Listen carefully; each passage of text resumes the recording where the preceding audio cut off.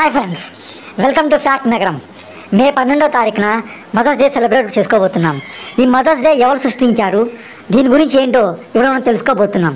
ఈ వీడియోని ఎక్కడ స్కిప్ కాకుండా చూడండి ఫ్రెండ్స్. అమెరికాకు చెందిన అన్నా జార్విస్ అనే సామాజిక కార్యకర్త మదర్స్ డే సృష్టికర్త. 1908 మే నెలలో అన్నా జార్విస్ తన తల్లి జ్ఞాపకార్థం మొదటి మదర్స్ డే జరుపుకుంది. అన్నా జార్విస్ ఆ తర్వాత మదర్స్ డేని నేషనల్ హాలిడే కింద డిక్లేర్ చేయాలని లెటర్ రైటింగ్ ప్రచారం మొదలుపెట్టింది. తన ప్రచారం కోసం 1912లో Anna Jarvis international mother's day association కూడా స్థాపించింది. ఎట్టకేలకు తన ప్రచారం 1914లో ఫలించింది. అప్పటి అధ్యక్షుడు వుడ్రో విల్సన్ మదర్స్ డేని నేషనల్ హాలిడే కింద డిక్లేర్ చేయడానికి ఒప్పుకున్నారు.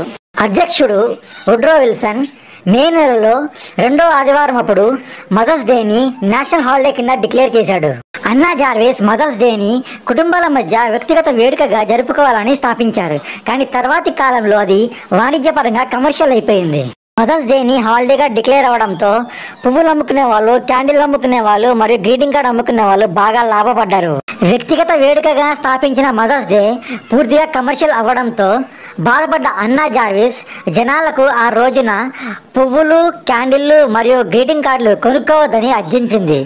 మదర్స్ డే పేరు మీద వ్యాపారం చేస్తున్న వ్యాపారస్తులందరి మీద అన్నా జార్విస్ లెక్కలేనన్ని కోర్టు కేసులు వేసింది. తన సంపాదన అంతా కోర్టు ఫీజులకే సరిపోయింది.